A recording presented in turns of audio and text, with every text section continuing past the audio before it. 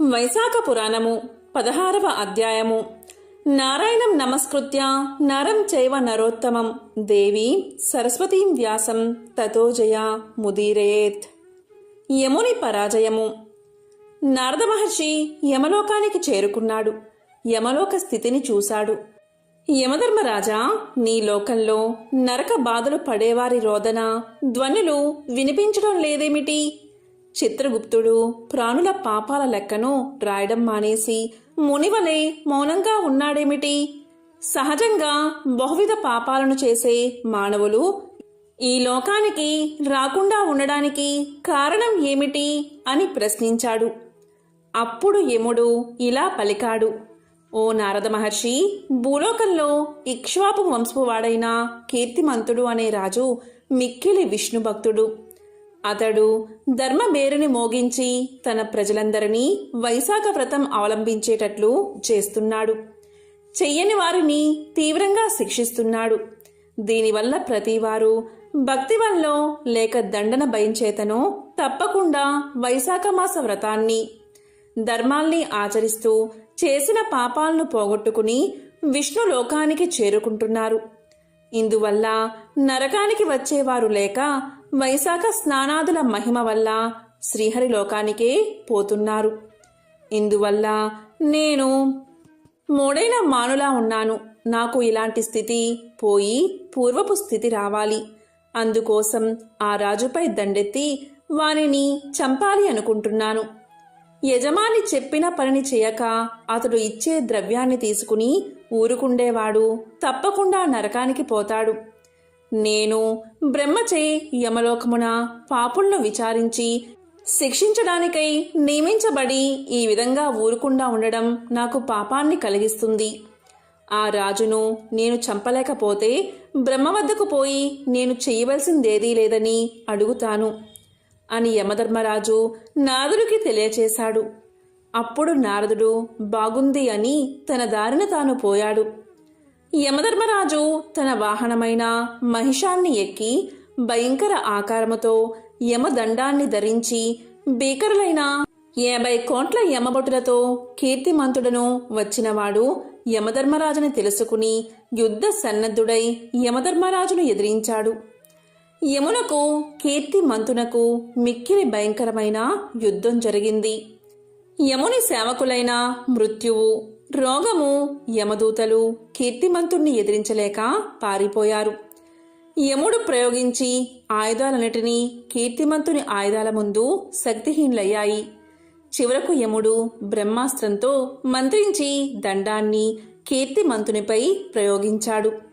మిక్కిలి భయంకరమైన ఆ యమదండాన్ని చూసి అందరూ బెదిరిపోయి హాహాకారాలు చేశారు. అప్పుడు శ్రీహరి తన భక్తుడైన కీర్తిమంతుని రక్షణకై తన సుదర్శన చక్రాన్ని భూలోకానికి పంపాడు. భయంకరమైన సుదర్శన చక్రం యమదండాన్ని, దానిలోని బ్రహ్మాస్త్రాన్ని శక్తిహీనులుగా చేసి మరలించి యమునిపై మరలేలా చేసింది. అప్పుడు విష్ణు భక్తుడైన కీర్తిమంతుడు శ్రీహరికి నమస్కారం చేసి ఆ చక్రాన్ని స్తుతించాడు.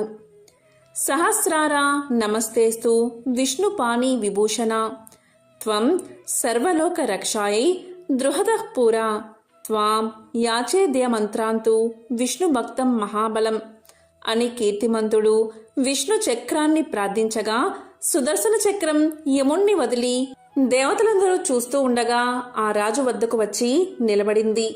యముడు తన సర్వ ప్రయత్నాలు వ్యర్థమవడం గమనించాడు.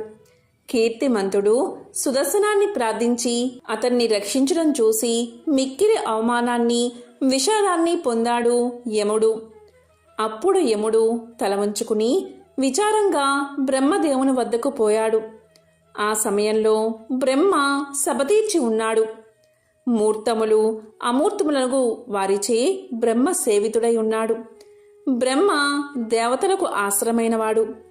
జగములు అను వృక్షానికి బీజము, విత్తనము అయినవాడు. అన్ని లోకాలకి పితామహుడు. ఇలాంటి బ్రహ్మను లోకపాలకులు, దిక్పాలకులు, ఇతిహాస పురాణాదులు, వేదాలు, సముద్రాలు, నదీ నదులు, సరోవరాలు, అశ్వత్థాది మహావృక్షాలు, వాపీకూప తటాకాలు, పర్వతాలు, అహోరాత్రములు, పక్షములు, మాసములు, సంవత్సరాలు, కలలు, కాష్టలు, నిమిషములు, ఋతువులు, ఆయనములు, యుగములు, సంకల్ప వికల్పములు, నిమిషోన్మేషములు, నక్షత్రాలు, యోగములు, కరణములు, పూర్ణిమలు, అమావాస్యలు, సుఖ దుఃఖాలు, భయములు, లాభాలాభములు, జయాపజయములు, సత్వరజాతమో గుణములు, శాంత, మూఢ, అతిమూఢ, అతి ఘోరావస్థలు, వికారములు, సహజములు, వాయువులు, శ్లేషవాత పిత్తములు, వీరితో కొలువుదీరిన బ్రహ్మను చూశాడు. ఇట్టి దేవతలున్నా కొలువులోకి యముడు సిగ్గుతో కొత్త పెళ్లి కూతురు వలె తలదించుకుని ప్రవేశించాడు. ఇట్లు సిగ్గుతో తన వారందరితో వచ్చిన యముణ్ణి చూసి సభలోని వారు క్షణమైనా తీరికగా ఉండని ఇతను ఎందుకు ఇక్కడికి వచ్చాడు, తలవంచుకుని బాధతో ఉండడానికి కారణం ఏమిటి అని సభలోని వారు ఆశ్చర్యపోయారు. ఇతడు వచ్చిన కారణమేమిటి, పాపపుణ్యాలను తెలిపే పత్రం కొట్టివేతలతో ఉండడం ఏమిటి అని సభలో ఉన్న భూతములు, దేవతలు ఆశ్చర్యపడుతూ ఉండగా యమధర్మరాజు బ్రహ్మ పాదాలపై పడి దుఃఖిస్తూ రక్షింపుము రక్షింపుము అని ఏడ్చాడు. స్వామి, నన్ను రక్షించు, నీ ఉండగా నేను పరాభవం పొందాను. మానవుల పుణ్య పాపాలను తెలిపే పటమున పాపములను నేనే వ్రాయించి నేనే కొట్టి వేయించవలసి వచ్చింది. నేను నిస్సహాయంగా నిర్వ్యాపరముగా చేతులు ముడుచుకుని ఉండవలసి వచ్చింది అని పలికాడు యముడు. దీనిని చూసి సభలో గగ్గోలు బయలుదేరింది. స్థావర జంగమ ప్రాణటిని ఏడ్పించు ఇతడే ఏడుస్తున్నాడేమిటి, అయినా జనులను సంతాపపరుచువాడు, శుభమును పొందునా చెడు చేసినవాడు చెడును పొందక తప్పునా అని సభలోని వారు పలు విధాలుగా తమలో తాము అనుకున్నారు. వాయువు సభలోని వారిని నిశ్శబ్దపరిచి బ్రహ్మ పాదాలపై వ్రాలిన యమధర్మరాజుని తన బాహువులతో పైకి లేవదేశాడు. దుఃఖిస్తున్న అతనిని ఆసమున కూర్చోబెట్టి ఊరడించాడు. నిన్ను పరాభవించిన వారెవరు, నీ పని నిన్ను చేసుకోకుండా అడ్డగించిన వారెవరు, ఈ పాప పట్టికను ఇలా తుడిచిన వారెవరు, వివరంగా చెప్పు. నీవెందుకు ఇక్కడకు వచ్చావు, అందరినీ పరిపాలించువారే నీకు నాకు ప్రభువు, భయం లేదు చెప్పు అని వాయువు అడగగా యమధర్మరాజు అయ్యా అని అతి దీనంగా పలికాడు.